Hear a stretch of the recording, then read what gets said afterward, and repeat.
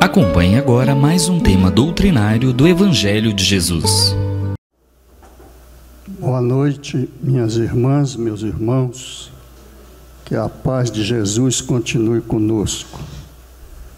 Bem, nós estamos diante de um assunto importantíssimo, porque realmente esse momento em que Jesus pronunciou essas palavras é que realmente constituiu o marco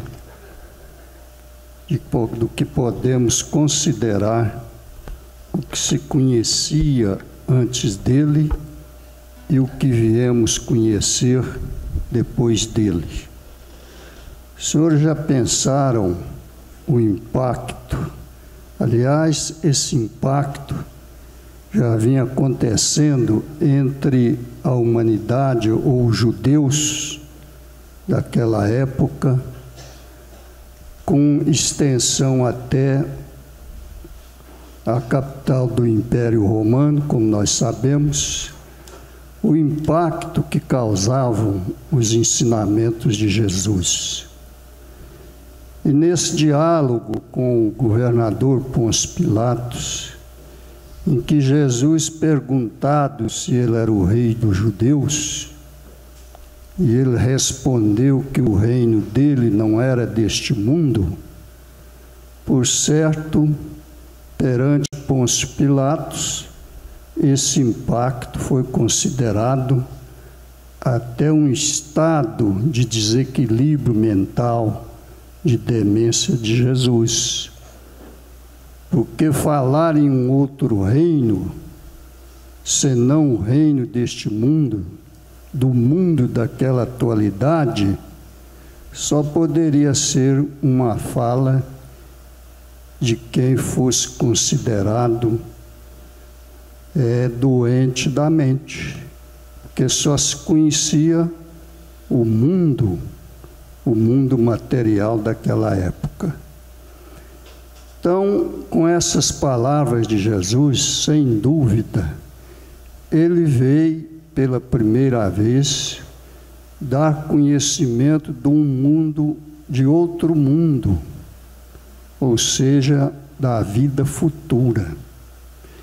Então, sem se acreditar na vida futura, ou seja, que a vida continua depois da morte do corpo físico, a vida do espírito, não tem como compreender, entender, aceitar os ensinamentos de Jesus.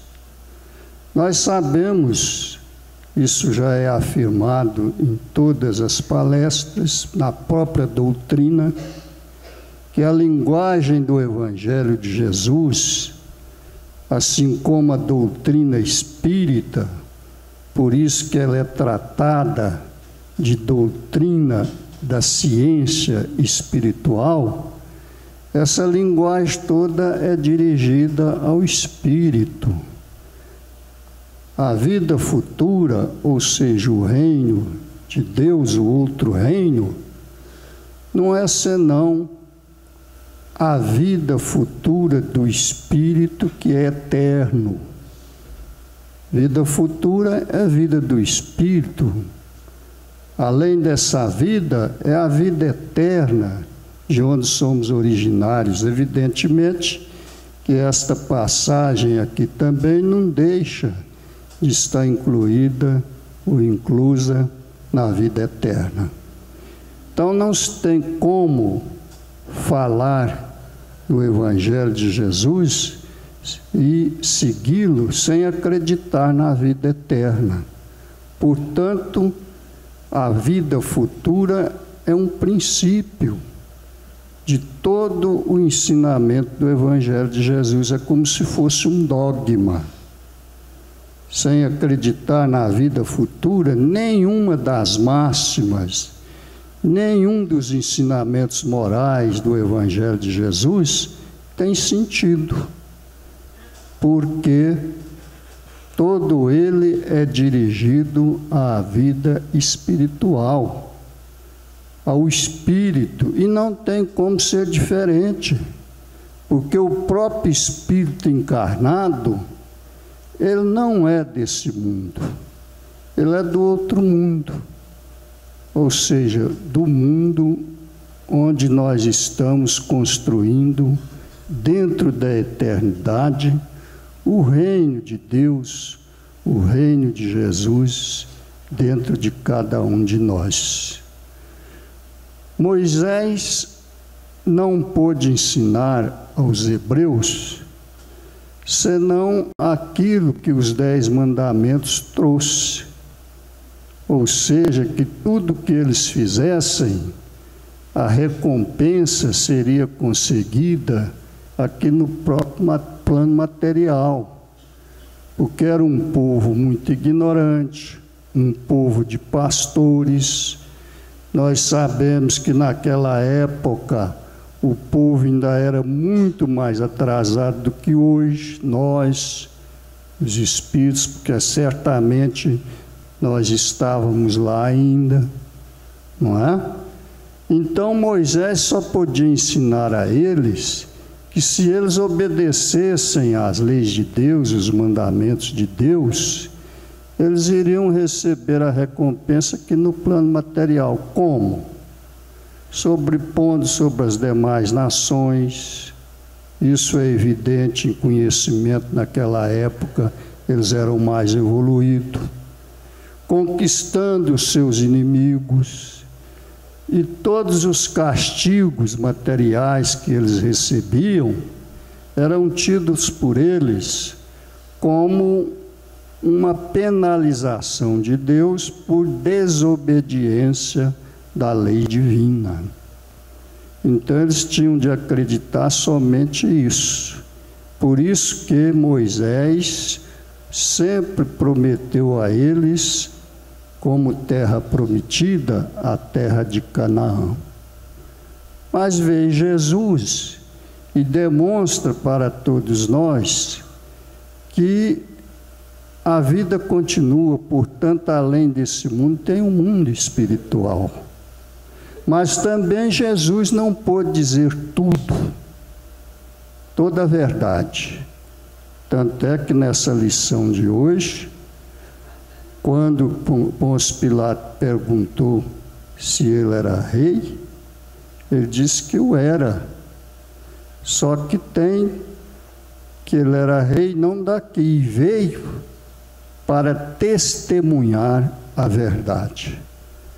E a verdade, como a doutrina espírita esclarece, consiste nas verdades espirituais que nós ainda desconhecemos.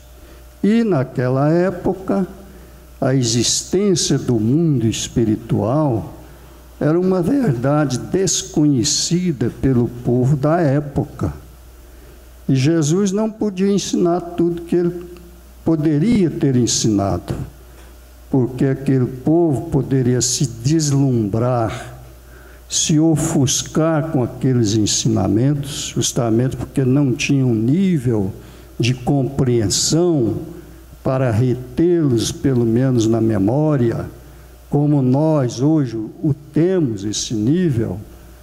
Então, ele disse apenas aquilo que podia levar à reflexão para que no futuro fosse realmente esclarecido de forma mais ampla.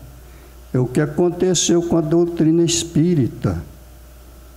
Cada coisa veio no seu tempo próprio. A doutrina espírita veio para quê? Justamente para dizer a verdade.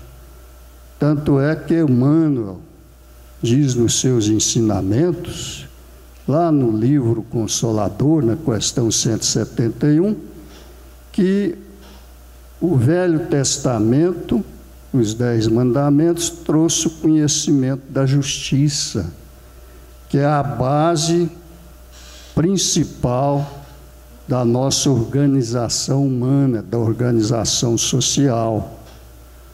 O Evangelho de Jesus trouxe o inconfundível amor, e o Espiritismo vem para trazer a verdade.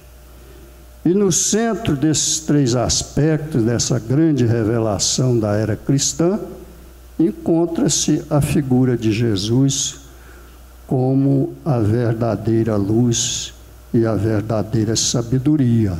Por isso, ele é o nosso mestre.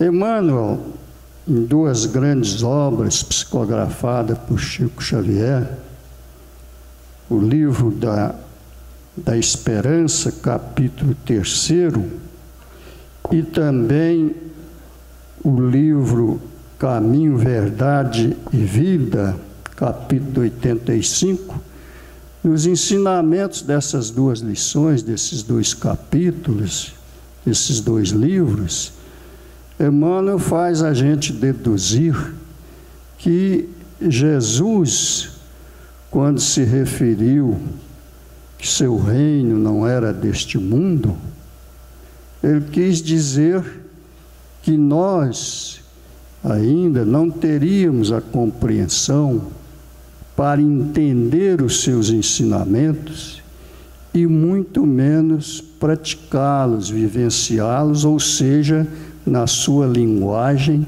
testemunhá-los. Jesus veio testemunhar a verdade. Como? Ele testemunhou plenamente a verdade, oferecendo a sua vida ao sacrifício na cruz. É o verdadeiro testemunho da verdade, porque foi acusado, processado, executado inocentemente, sem processo e sem qualquer oportunidade de defesa. Ele não usou uma palavra sequer na sua defesa, justamente para testemunhar a verdade, sobretudo a verdade da humildade, da submissão, da obediência no bom sentido. E essa verdade nós até hoje ainda estamos muito longe de testemunhá-la nessa amplitude, porque ainda nos encontramos num processo de evolução que essa perfeição nossa, para chegar lá naquele ponto que Jesus nos recomenda a sermos perfeitos, como perfeito é o nosso Pai Celestial, nós vamos numa graduação de degrau a degrau, conquistando a perfeição através do quê? Das conquistas das virtudes. A primeira grande virtude que tem de ser inserida no nosso patrimônio espiritual é o respeito. E até hoje nós ainda vemos que o respeito é muito negligenciado e até menosprezado por nós. Então ninguém consegue, por isso, se aperfeiçoar ou se sublimar espiritualmente de uma só vez.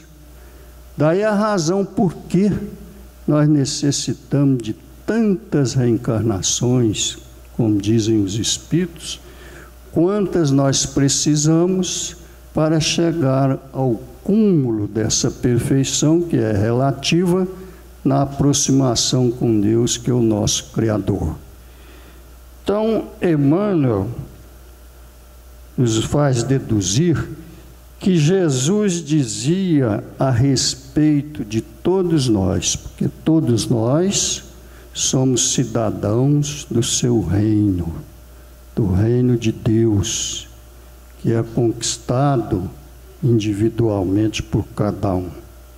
E ele se referia, naquela afirmação sua, que o seu reino era deste mundo, conforme esclarece Emmanuel nessas duas obras, ele se referia a grande parte daqueles ou daquelas pessoas que estão praticamente iniciando o seu processo evolutivo, o seu processo de evolução espiritual. Está se referindo àqueles que sofrem, que são infelizes e que choram de aflição. Por isso, aqueles que ainda têm as doenças espirituais que são próprias de todos nós. Referia-se também Jesus, com as suas palavras, àquelas pessoas que passam pela vida vaidosas, sem saberem utilizar construtivamente os benefícios que lhes proporciona a riqueza ou a fortuna pela graça de Deus. São os médiuns desses benefícios que muitas vezes não exercitam essa mediunidade, nem em benefício de si próprio, quanto mais dos seus semelhantes. Dizia Jesus respeito àqueles que se deixam dominar pelo poder transitório da política ou do dinheiro, em prejuízo de si mesmo ou de seus semelhantes. Aqueles que abusam da autoridade que possuem, chegando ao máximo do desequilíbrio de personalidade, sem ter consciência disso. São verdadeiramente dominados pela a sensação, pela emoção do poder. São aqueles, diz respeito também àqueles que dizem amar as criaturas e as coisas, porém de forma egoística, com exigências descabidas. Isso tudo é Emmanuel dizendo na sua obra, O Livro da Esperança. Referia-se também Jesus aos que passam a vida hipnotizados pelas honrarias mundanas, que esquecem os seus semelhantes, a quem lhes compete o dever de auxiliar, de ajudar. E Jesus conclui a respeito do problema do seu reino para o governador Pôncio Pilato, respondendo a ele que o seu reino ainda não é aqui. Isso significa o quê? Significa que se o reino ainda não é aqui, ele poderá vir a ser aqui. E a doutrina espírita nos ensina que nós podemos reiniciar a construção do reino de Deus dentro de nós, aqui mesmo encarnados. Porque a doutrina espírita diz que nós podemos iniciar a construção da nossa felicidade aqui. E essa felicidade corresponde ao quê? A esse reino de Deus, a uma das virtudes ou dos benefícios consequenciais que a construção desse reino de Deus vem trazer a cada um de nós. Emmanuel esclarece ainda que todos que ainda, veja bem a esperança, né? Que Emmanuel nos dá na construção desse reino de Deus, no nosso próprio futuro. Então ele esclarece que todos que ainda não conseguiram chegar à grande renovação na edificação do reino, é porque adiaram o trabalho a fazer nesse sentido. Porque tudo depende da nossa vontade, do nosso esforço. Então nós ainda não estamos bem na frente na construção do reino de Deus dentro de nós, por nosso pouco esforço, por nossa própria vontade. Porque quanto mais nos esforcemos para nos libertar ou superar os nossos defeitos, as nossas más tendências, nós estamos trabalhando mais acelerados na construção do reino de Deus dentro de nós. Entretanto, diz Emmanuel, nada justifica o desânimo. Em momento algum nós podemos desanimar da construção desse reino de Deus dentro de nós. Por quê? Porque nós temos toda a eternidade para fazer isso. Agora, evidentemente que se formos inteligentes, nós não vamos querer continuar sofrendo as consequências maléficas pelas nossas más escolhas, né? Então, quanto melhores escolhas nós fizermos ao usar o nosso livre-arbítrio, nós estamos acelerando a construção do reino de Deus por cada um de nós. Então, nada justifica o desânimo, diz Emmanuel, ou a fuga da obra da construção do reino do Cristo. A fuga no sentido de desistir de realizar essa construção. Porque, apesar de estarmos muito distante da sublimação necessária, temos conosco o raciocínio lúcido e a liberdade a sustentar a nossa fé, a nossa esperança. E eu captei no livro de A a Z o que é esse reino de Deus. Naquele livro, nesse título, O Reino de Deus, uma série de frases miúdas, pequenas, referindo ao que é o reino de Deus. O reino de Deus é a perfeição moral humana, é a imensidade na virtude, veja bem, a extensão das nossas atividades na prática das virtudes, né? É o estado de harmonia perfeita, de infinita tranquilidade, de sintonia plena com as fontes da vida. É a obra divina no coração dos homens. É a edificação divina da luz. O reino de Deus inclui todos os bens materiais e morais capazes de serem incorporados ao nosso espírito, seja aonde for.